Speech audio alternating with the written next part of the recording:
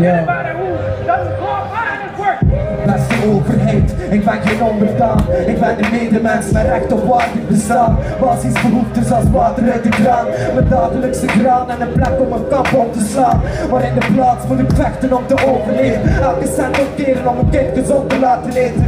Al die druk die brengt spanning in mijn leven. En kort op depressief van als ik niet kan ventileren. Ik ben artiest en verdien door op te treden. Maar onlangs hebben jullie ook in dat budget gesneden. Ik hou me bezig met te leren over duurzaam leven. Al die kennis door te geven aan de omgeving.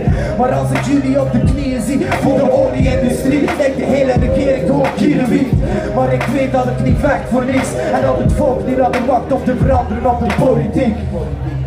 Ja, luister. Beste minister van Onderwijs, zet die gratis educatie dan alleen de inschrijvingsprijs? Ik weet niet, maar als het op dat tempo stijgt, krijg je straks alleen eigen kans op universiteit. Beste minister van Mobiliteit, ik rijd via een fiets onveilig en de trein die is nooit op tijd. Ik snap niet dat je nog niet hebt geleerd dat die kitjes duurder maken dan in zwart rijden stimuleert. Beste minister voor gezondheid van het volk, waarom leer je niets over voeding als je dokter wordt? Informeer je beter over het eten en je bord. Want ik verwacht een voorbeeld, maar ik zie alleen een Vlaams blok. Beste minister van je, ik heb wat vragen. Waarom al die vaccinaties en die straaljagers? En ik weet dat je van meer weet dan ons, maar besef ook dat het volk wacht tot de waarheid boven komt. Beste minister van Energie, wie was Nikola Tesla? Wat is nulpunt technologie? Ik heb de kennis om mezelf te voorzien, maar dan ben ik de crimineel omdat de staat er niks op verdient.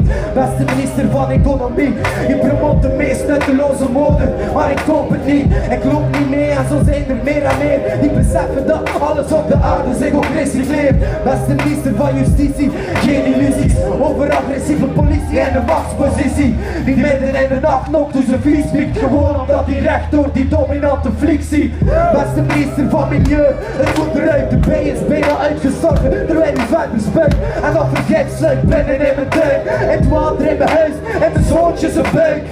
En in principe is het allemaal dezelfde ziekte. Kapitalisme, egoïsme, het gebrek aan liefde. Twijfel sterk over het nut van deze brief, want jullie zijn zelf onderdanig aan de industrie. Ja, het ministerie is een ministerie voor miserie. De NVA, Vlaams Belangband is geen mysterie. Het is een illusie van democratie. We moeten kiezen tussen dom en dommer in onze politiek.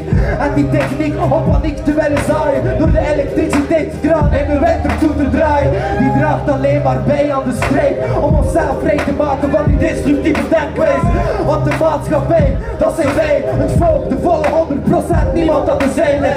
Niemand in de marginaliteit omdat ze anders zijn. En een werkbeleid op maat waar iedereen een kans krijgt. Het is een feit dat we niet jonger op worden.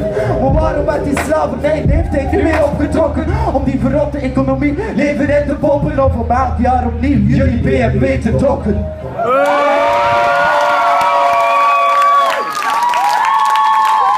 Dankjewel, Bigger. Iedereen die tegen de besparing is, zeg hallo! Dankjewel.